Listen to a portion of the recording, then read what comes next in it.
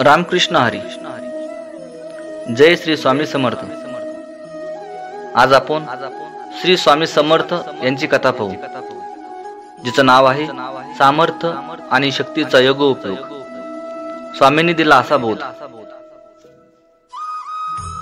श्री स्वामी समर्थ चोळप्पांच्या मुलांबरोबर गोट्या खेळत होते. स्वामी म्हणतात, जिंकायचं असेल तर नेम अचूक पाहिजे, लक्ष केंद्रित करावं लागतं.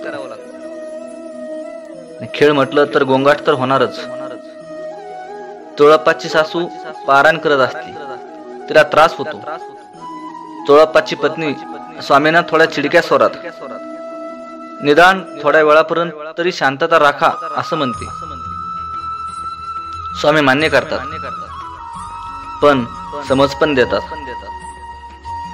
पारायण करताना खेळाचा आवाज ऐकू तरी कसा येतो? कोणतीही गोष्ट करताना एकाग्रता हवी. देवाचे नाव घेताना तर ती उच्च पातळीची हवी. चोळप्पा आपल्या एका स्नेहीजन वामनराव बडोदेकर यांना स्वामी दर्शनाला आणतो. वामनबुवा स्वामींना पाहतच राहतात. एका मुलाला भूक लागली म्हणून स्वामी आतून नैवेद्याचे अन्न आणून घास भरवतात. नैवेद्याचे अन्न आणतात. चोळप्पाची सासू विरोध करते, पण स्वामी दुमानत नाहीत.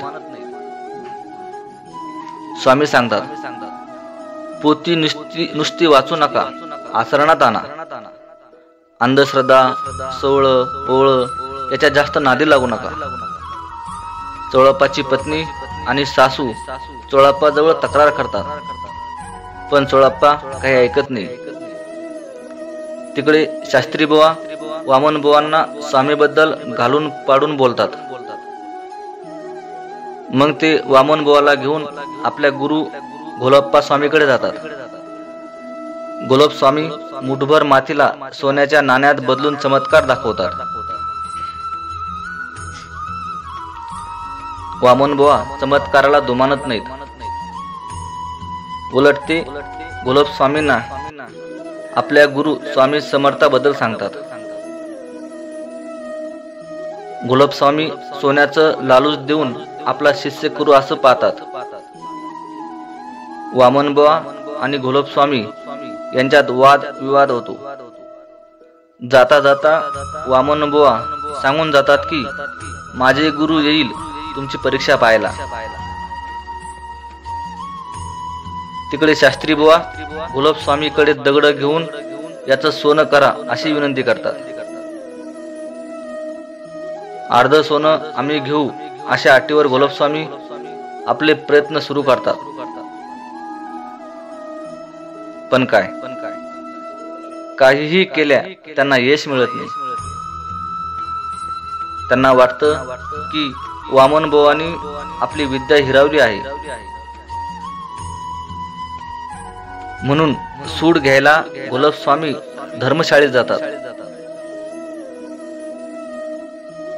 घोलप एक मोठा धोंडा घेऊन वामन बुवावर टाकायला जातात, पण त्यांना धोंडा टाकताच येत नाही आणि उलट तेच स्वतः पडून धोंड्याखाली चिरडले जातात. धोंड्याच्या आवाजाने वामन बुवा जागे होतात. त्यांना लगेचच सर्व प्रकरण कळते. ते मनोमन स्वामींना आपले रक्षण केल्याबद्दल धन्यवाद देतात. काही वेळाने घोलप जागे होतात. त्यांना स्वामीच्या सामर्थ्याची प्रचिती येते. ते शरणागती पत्करून स्वामींना भेटतात. स्वामी बोध करतात, घोलप आपल्या सिद्धीचा उपयोग आपले प्रस्थ वाढवायला करू नये. अरे, आपले सामर्थ्य आणि शक्तीचा उपयोग लोकांच्या कल्याणाकरता करावा. जय श्री स्वामी समर्थ.